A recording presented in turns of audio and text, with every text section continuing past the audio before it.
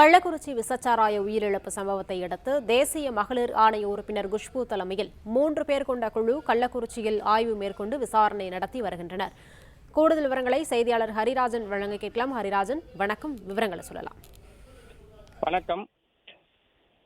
கடந்த வாரம் கள்ளக்குறிச்சி மற்றும் அதனை சுற்றியுள்ள 10க்கும் மேற்பட்ட கிராமங்களைச் சேர்ந்த சுமார் 225 பேர் விஷசாராயம் குடித்து உடல்நலம் பாதிக்கப்பட்டு பல்வேறு மருத்துவமனைகளில் சிகிச்சை பெற்று வந்தனர்.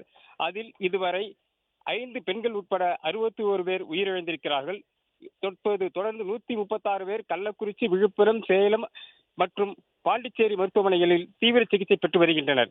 இந்த நிலையில் ஏராளமான உயிரிழப்பு அடுத்தடுத்து நடந்து வரும் நிலையில் இன்று தற்பொழுது தேசிய மகளிர் ஆணைய குழு உறுப்பினர் நடிகை குஷ்பு தலைமையிலான 3 பேர் கொண்ட மகளிர் ஆணைய குழுவினர் விசாரணையை தொடங்கியிருக்கிறார்கள்.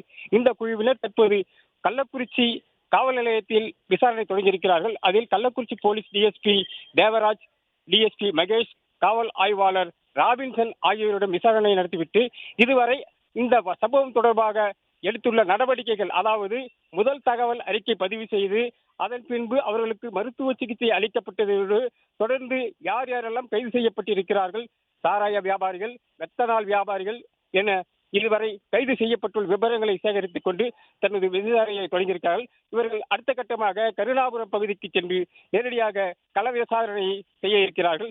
பாதிக்கப்பட்டவர்கள் குடும்பங்களில் நேரடியாக விசாரித்து அவர்களுக்கு அரசாங்கத்தின் மூலம் இதுவரை எந்த வகையான உதவிகள் செய்யப்பட்டிருக்கிறது, நிதி உதவி, நிவாரணம் செய்யப்படிகள் மேற்கொள்ளப்பட்டிருக்கிறதோடு தொடர்ந்து கள்ளக்குறிச்சி அரசு மருத்துவக் கல்லூரி மருத்துவமனைக்கு சென்று அங்கு உள்நோயாளியாக அனுமதிக்கப்பட்டு சிகிச்சை பெற்று வருவதுடன் விசாரணை செய்துவிட்டு தொடர்ந்து அவர்கள் கள்ளக்குறிச்சி மாவட்ட ஆட்சியர் அலுவலகத்தில் அதிகாரிகளோடு கலந்து ஆலோசனை மேற்கொள்ள இருக்கிறார்கள்.